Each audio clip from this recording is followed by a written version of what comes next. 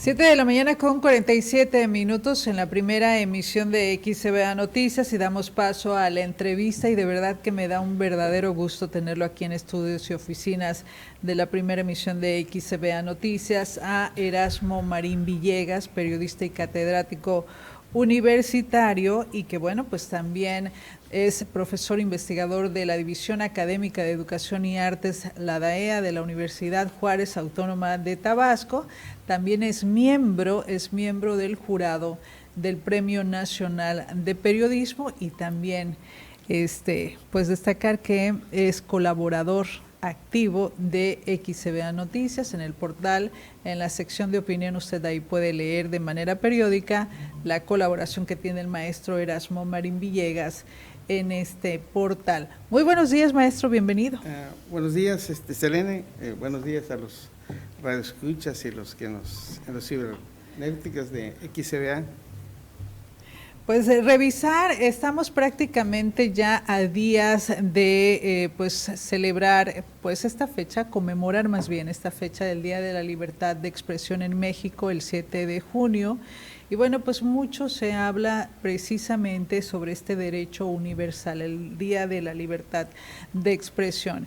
Pero hablando de estos temas y hablando del periodismo, de cómo ejercer este oficio, esta profesión, de acuerdo a su experiencia, maestro Erasmo, pues aquí en nuestro país, ¿cómo está el tema del periodismo? ¿Qué problemas se enfrenta o qué riesgos son los que se enfrentan actualmente?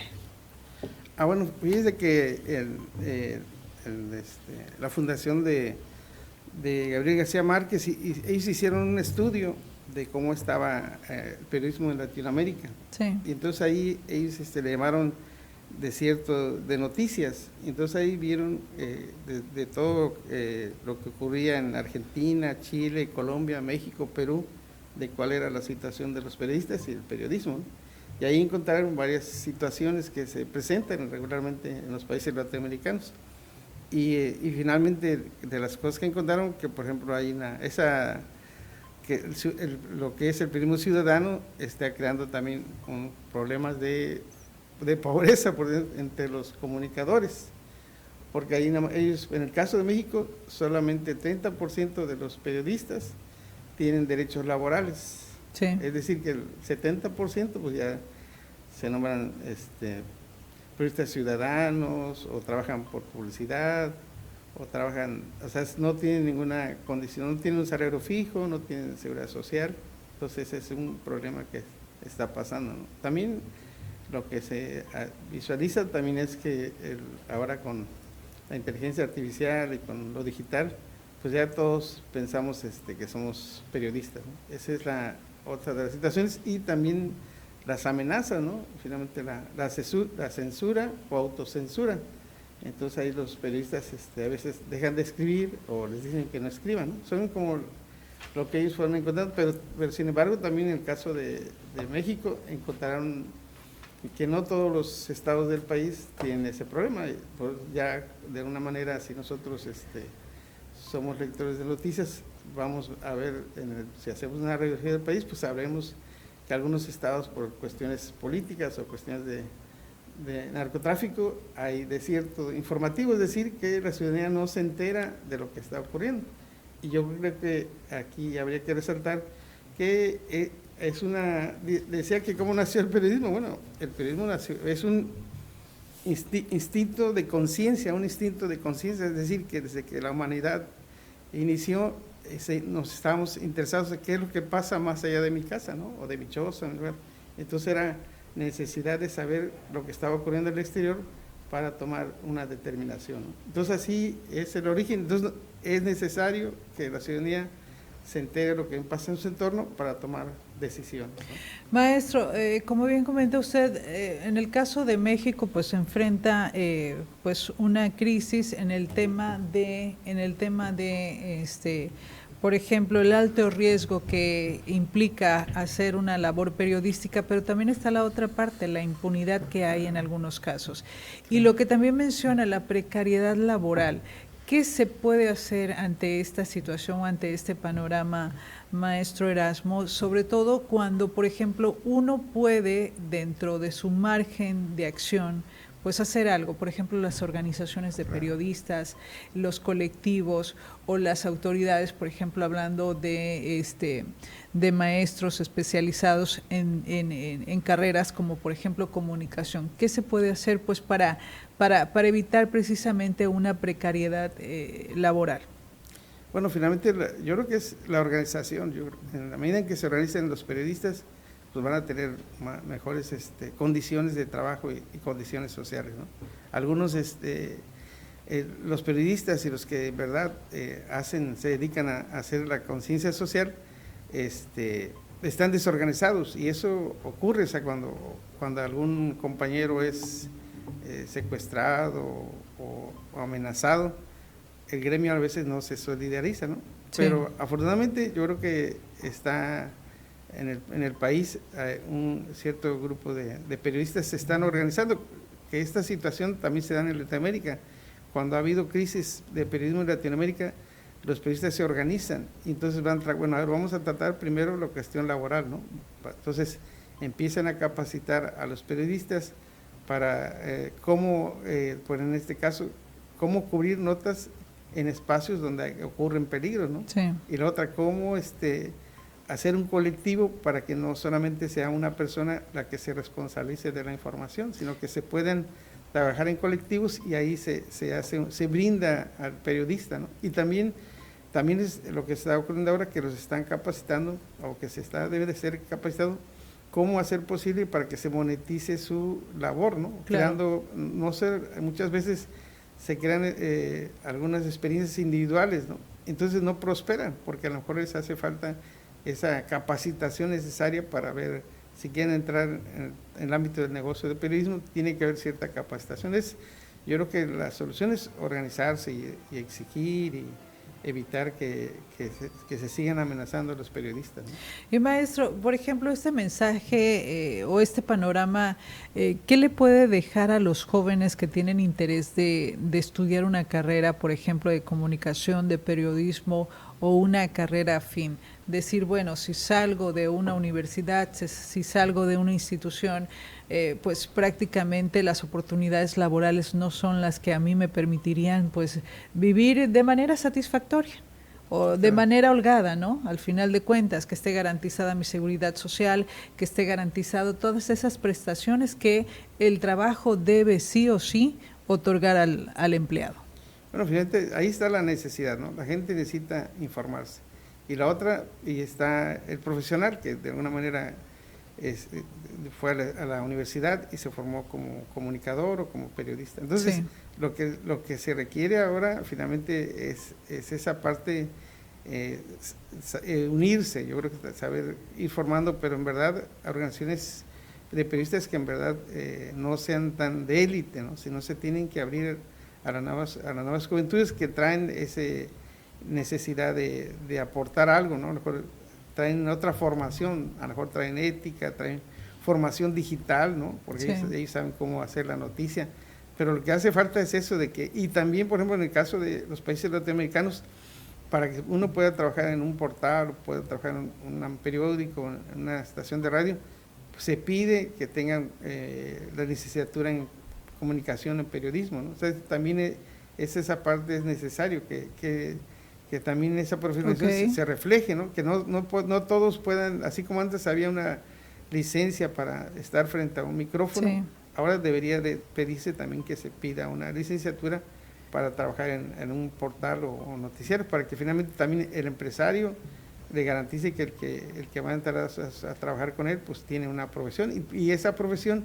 implica un buen salario, ¿no? O sea, y también es la dispersidad, o sea, ahí seguramente ya en nuestro país hay estados donde los periodistas ganan muy bien y tienen todas las condiciones, y hay otros estados donde no ocurre lo mismo. O sea, entonces debemos, así como hay un salario mínimo para generar, bueno, a ver cuál será el salario mínimo para los periodistas. Es decir, si yo te voy a contratar por todas las circunstancias que ocurren, este es tu salario mínimo, ¿no? Entonces eso, y que ahora sí que le corresponde a las autoridades vigilar que efectivamente se respete ese derecho de darle todos los servicios y protección al periodista, ¿no? Y yo creo que sí es posible porque ya en otros hay experiencias donde sí se está reflejando esa necesidad, ¿no?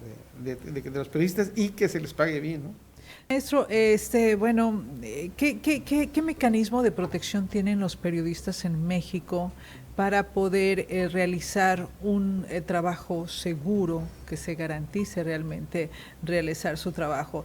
Aquí en la mañana, en el titular, estábamos compartiendo precisamente el caso de esta joven de Nanchital, Veracruz, de una periodista en Nanchital, Veracruz, y bueno, parece ser que la impunidad en nuestro país continúa. Lo que se busca es cansar a la gente, de modo que se olviden los casos. Sí, yo creo que también es un poco, yo creo que en el caso de la delincuencia organizada, pues crear miedo, ¿no? Para que la gente no se dedique al periodismo, ¿no? Y en el caso de los gobiernos o de los políticos, controlar la información. O sea, están ante esos dos frentes. Y está una ciudadanía ávida de información. Entonces, el que se dedica al periodismo es eso. O sea, y muchas veces los periodistas que son amenazados, pues deciden retirarse del periodismo, sí, o pedir una protección del Estado, ¿no? Pero muchas veces ocurre que esa misma protección, pues no se sienten seguros, ¿no? A veces ellos evitan esa protección que les da el Estado, ¿no? Entonces, a veces no es suficiente con una denuncia ante las autoridades judiciales, porque no sabemos esa información, ellos se considera que puede llegar a los mismos que te agredieron, ¿no? O sea, entonces es así como esa amenaza que ocurre. Pero finalmente es algo que está, y también está ocurriendo, y que muchas veces, como la periodista del día de ayer, que finalmente entraron a su casa y violentaron su hogar, y además no importa para los agresores que los estén filmando, ¿no? O sea, sí, ya. O sea, porque se sienten protegidos, ¿no? O se sienten poderosos, ¿no? Y ese cerco se tiene que yo creo que finalmente romper con la organización ciudadana. O sea, la organización ciudadana, pues finalmente también debe de proteger a los que les informan, ¿no? Porque ya se están dando cuenta que finalmente hacerle denuncias sin contexto, dar la información sin contexto, no sirve para nada. Tiene que dar contexto y seguimiento. Todos los periodistas se tienen que exigir a las autoridades correspondientes para que cumplan, o sea, que cumplan sus derechos, porque no podemos ser a nivel mundial de los países donde se están más amenazados, los países se sienten más amenazados. Y un país que no está en guerra. Y que no está en guerra, y además que están ocurriendo muertes de periodistas, ¿no? Entonces esa es la situación, es algo crítico, y que finalmente se está dejando pasar, ¿no? Se está dejando pasar, y ni las autoridades actúan y los periodistas no se organizan. Maestro, y ante este panorama que nos plantea, ¿en México vale la pena ser periodista? Pues finalmente sí, yo creo que vale la pena, porque finalmente es la única manera de que los ciudadanos se estén informados de lo que ocurre en su país, ¿no? Porque esa es un poco la democracia, ¿no? La democracia es que la información libre, esa es la libertad de expresión, ahí se explica, ¿no? Que conozcamos qué es lo que ocurre en nuestro país. Y los periodistas pues son esa garantía y tienen esa responsabilidad social de informar, ¿no? O sea, porque si yo soy periodista, no voy a publicar información que es falsa, o no voy a publicar información que me está siendo patrocinada, ¿no? Debo de actuar de manera ética. Es la única manera, sí, de que en este país exista un progreso político y económico, sí, es una prensa libre y una prensa que tenga seguridad social para trabajar, ¿no? Así es. Y bueno, también, maestro, preguntarle, porque usted es miembro de este jurado que integra el Premio Nacional de Periodismo. Ustedes hacen esta revisión, se organizan, hay un comité debidamente constituido, varios profesionales de periodismo con amplias trayectorias, y bueno, pues ahí revisan cada uno de los trabajos que se están presentando año con año. En esta edición, ¿qué es lo que se va a revisar? La invitación está abierta, la convocatoria está abierta. Bueno, sí, el Consejo Ciudadano del Premio Nacional de Periodismo ya lanzó la convocatoria para celebrar el 25 aniversario. Desde hace 25 años este premio se otorga, de periodismo se otorga a nivel nacional, y ya se lanzó la convocatoria para recibir los trabajos es del 21 de mayo al 6 de julio del 2026, y se están recibiendo los trabajos que se publicaron y editaron el año pasado, desde el 1 de enero de 2025 al 31 de diciembre de 2025. Entonces son los trabajos que se están revisando, y esta organización tiene el aval de las universidades. Actualmente el presidente del Consejo Ciudadano es el director de la Facultad de Ciencias de la Comunicación de la Universidad Autónoma de Nuevo León, el doctor Mario Humberto Rojo Flores, y la presidenta del jurado es una profesora de Dulce María Lomelí Porras, que ella es también periodista y finalmente con un gran trabajo periodístico a nivel nacional.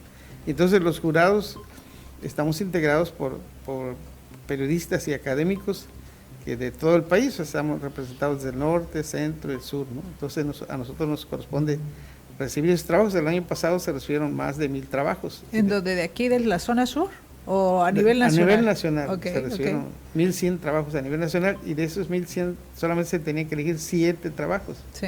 Y de alguna manera, ¿cuáles son las categorías? Es caricatura, crónica, periodismo narrativo, entrevista, fotografía, periodismo científico, periodismo cultural, periodismo de opinión y análisis, y periodismo de transmedia, ¿no? Entonces ahí, por ejemplo, esta invitación es para los periodistas de Tabasco, también de Veracruz, de Campeche, donde nos estén escuchando, que finalmente inscriban sus trabajos, porque esa es, de alguna manera, es la posibilidad de visibilizar los trabajos que hacemos acá en el sureste del país, y que vale la pena, ¿no? Yo creo que se conozca que a veces solamente tiene una circulación local y tenga una resonancia nacional, y se reconoce su trabajo, porque lo que decimos aquí, de nueva cuenta, que el trabajo del periodista es en verdad de 24 horas, ¿no? Sí. Tiene uno que estar muy atento. 24/7. 24/7 de lo que pase, y además hacer trabajos de calidad, ¿no? O sea, no solamente dar la información, sino darle contexto, darle seguimiento, explicar el porqué de las cosas, ¿no? Entonces yo creo que muchos trabajos hacen ese esfuerzo, y creo que vale la pena reconocerlos, ¿no? Por ese trabajo que están haciendo ahora que tenemos esa situación de los peligros que ocurren, ¿no? Que también hay que decir lo que es el máximo reconocimiento civil a la excelencia periodística, maestro Erasmo. Y en el caso de, por ejemplo, del sureste de Tabasco, ¿qué tan participativo es en estos premios? En la edición anterior se registraron algunos periodistas, o en las diferentes categorías. Sí, por ejemplo, en el caso de ahora, en la edición pasada, un trabajo que precisamente fue premiado por la parte narrativa, se hizo un trabajo de crónica, de reportaje de una desaparecida, de una madre que estuvo buscando a su hija que estuvo desaparecida. Entonces fue el seguimiento desde el momento en que desapareció la joven hasta hacer un corte en la situación que estaba, ¿no? Entonces eso representa un poco lo que estaba ocurriendo a nivel nacional, es un pequeño enfoque, ¿no? Y también, por ejemplo, acá, hubo otro de Veracruz, donde un joven que fue asesinado por los propios policías. Entonces se hizo esa reconstrucción de cómo los policías estaban en contubernio con las organizaciones criminales, y finalmente el periodista que hizo ese trabajo, bueno, se involucró en ese tema, y también otro trabajo tan importante fue uno que hicieron de Chihuahua, de la estación de Ciudad Juárez de Chihuahua, de los migrantes que murieron. Sí. Entonces se hizo le llaman una autopsia, ¿no? Autopsia de reconstruir periodísticamente lo que había pasado, ¿no? Yo creo que muchas de las situaciones que después se judicializan ya están publicadas, ¿no? Simplemente es como darle seguimiento a lo que está hecho, ¿no? Y pues, vale la pena este tipo de periodismo, ¿no? Maestro, preguntarle que en esta nueva convocatoria del Premio Nacional de Periodismo hay pues más innovaciones, incluso se van abriendo más categorías de acuerdo a los nuevos esquemas, los nuevos programas, o incluso los nuevos géneros. Sí, finalmente en esta ocasión se va a abrir el periodismo de transmedia, ¿no? Que es ahí casi todos Ya sabemos que los productos periodísticos son multimedia, ¿no? Ya no solamente escrito, también video. Entonces ahí también se va a tratar de que esas innovaciones de tecnológicas también tengan una categoría. Y también en este caso ya pues sabemos que el uso de la inteligencia artificial ya está siendo muy usual.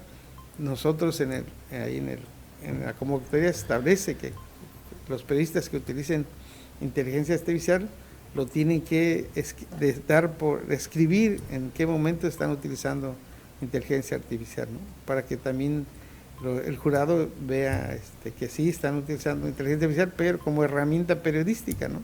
No como un elemento para que le haga toda la información. Que le haga todo el trabajo y que gane el premio, ¿no? Y que gane el premio. Entonces lo que se trata es eso, de que la visión que la inteligencia artificial solamente sea una herramienta, y además una herramienta para hacer el bien, ¿no? Yo creo que el gran problema que tenemos ahora, que la inteligencia artificial y todo el periodismo digital lo estamos usando para hacer noticias falsas, ¿no? Si hacemos una revisión, la mayoría de la publicación que circula, en un gran porcentaje, no sé, hasta que puede decir del 60%, es falsa, ¿no?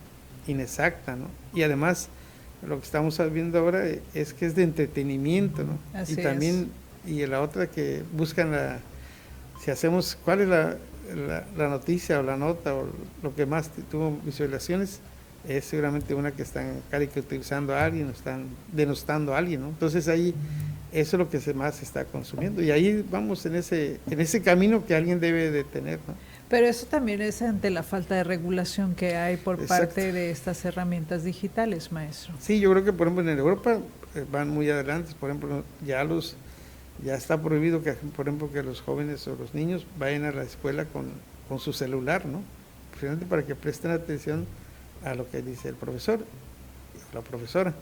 Y también la otra es que también están viendo cómo van a regular esa información infinita de falsedades, ¿no? Cómo hacer evitar ahora sí que se gobierne a través de redes sociales, ¿no? Yo creo que esa es la otra. Entonces ahí ellos en Europa están viendo cómo regular eso, ¿no? Que finalmente los que se dedican a la creación de esas plataformas, primero lo crearon como una necesidad, ¿no? Que todos debemos de tener celular, todos tenemos que tener redes sociales.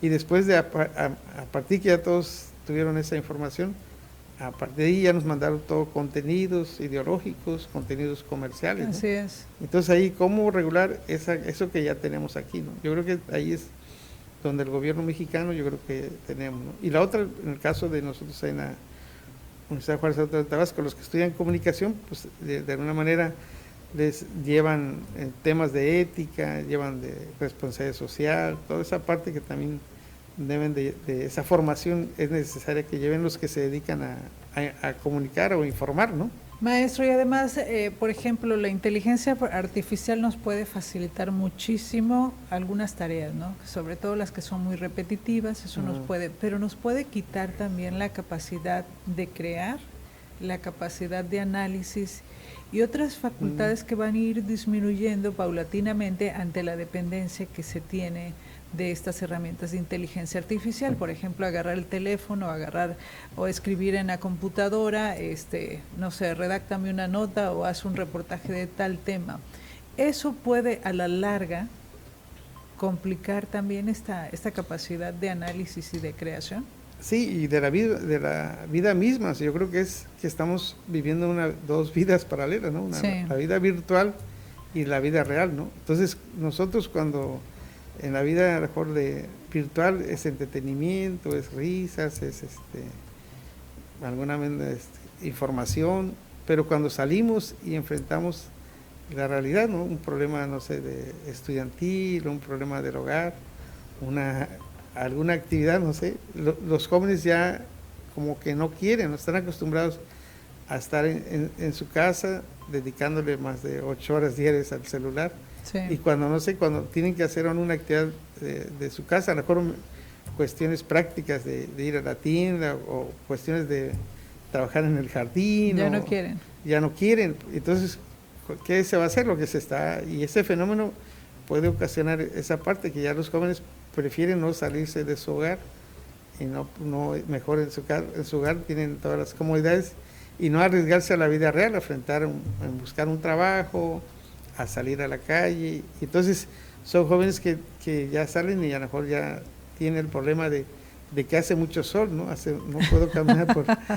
Entonces, pero la vida real es eso, o sea, la vida real es una necesidad económica que tenemos, una necesidad de enfrentarse al medio ambiente que nos tocó vivir, ¿no? Y es eso, y yo creo que es en la medida en que nosotros comprendamos eso, que la inteligencia artificial solamente sea una herramienta, ¿no? Y no algo que nos hace todo, porque además es lo que debemos de saber, finalmente, que la herramienta artificial solamente nos vende lo básico, ¿no? Sí. O sea, lo que es gratuito, hasta ahí llegamos. Ya no podemos llegar a escalar más porque no tenemos dinero. Entonces, que nos quedamos con lo básico que todos tienen. Y se detecta fácil. Si yo hago un trabajo escolar y mis demás compañeros también tienen inteligencia artificial básica, fácilmente el profesor se va a dar cuenta de que está realizando ese trabajo de inteligencia artificial. O si hago una nota informativa para un medio de comunicación o una red social, mis notas van a ser finalmente repetitivas, porque no van a tener el contexto, no van a tener la vivencia, no van a tener la crónica, no van a tener la interpretación adecuada. Entonces va a haber un momento en que se va a ver muy repetitivo y van a decir, no, pues ya tú todo lo haces con inteligencia artificial, y entonces nos van a desechar, ¿no? Entonces yo creo que el ser humano y la inteligencia del periodista nunca va a ser desechada, siempre va a ser requerida por la sociedad. Entonces yo creo que a eso le apostamos, que la inteligencia artificial tiene que ser una moda y además tiene que ir regularizando. Y ahí es donde le corresponde a los gobiernos regularizar esa situación. Así es. Y bueno, nada más para ir cerrando el tema del Premio Nacional de Periodismo, ¿cuáles son los tiempos? ¿Cuándo se dará? Bueno, la convocatoria ya está pues abierta, está vigente. ¿Cuándo concluirá esa convocatoria y cuándo será la fecha para dar a conocer a los ganadores? Bueno, está vigente y termina el 6 de julio, ¿no? Y todos los trabajos deben de inscribirse de manera virtual a esta dirección, www.periodismo.org.mx, ¿no? Ahí es donde, o si no entran ahí, le pongan Premio Nacional de Periodismo y ahí les va a aparecer la convocatoria y donde pueden escribir, ¿no? Entonces, por ejemplo, decíamos que en julio son los trabajos. Nosotros, el jurado tendrá julio, agosto, septiembre, 3 meses para realizar los trabajos y hacer deliberaciones, y ya después en el mes de octubre, que en esta ocasión la sede va a ser, en este caso Monterrey, en la Universidad Autónoma de Nuevo León. Ahí es donde van a ir los premiados a recibir su reconocimiento, ¿no? Yo creo que sería importante que los que se dedican al periodismo aquí en Tabasco pues escriban todo lo que hacen regularmente, crónica, reportaje, entrevista, fotografía, y van a ver pues, que es una satisfacción. La satisfacción finalmente que tu trabajo sea revisado por otros periodistas y académicos de otras entidades que lo valoren, ¿no? Y eso yo creo que es una satisfacción, haberse inscrito y que te valoren tu trabajo, ¿no? Ya ganar es otro proceso, pero finalmente decir, estoy haciendo trabajos de calidad que valen la pena meterlos a la convocatoria, ¿no?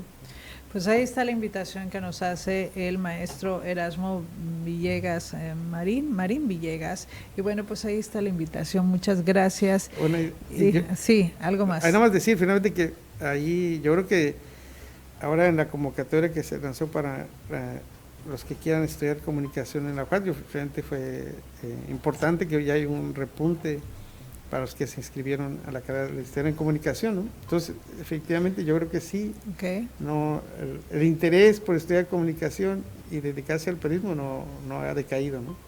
Ahora a nosotros nos corresponde, maestro, pero no estarán confundiendo los jóvenes creadores de contenido, porque luego muchos quieren ser influencers y creadores de contenido. Bueno, pues también yo creo que eso es importante, que está dentro de la rama también, que se dediquen a eso, pero que lo hagan con responsabilidad social, claro, que lo hagan con responsabilidad social, y que sus contenidos no sean así efímeros, ¿no? Porque simplemente se dan cuenta que no tienen el éxito suficiente y se retiran, ¿no? Si se van a dedicar a eso, en verdad, como algo, bueno, pues, ¿cuál es tu aportación a la sociedad, no? ¿Qué estás aportando con tus contenidos, no? Entonces yo creo que eso sería, sí se pueden dedicar a eso, pero con ética y con responsabilidad social, no simplemente es así, denostar a la persona y hacer chistes y no, eso no es influencia.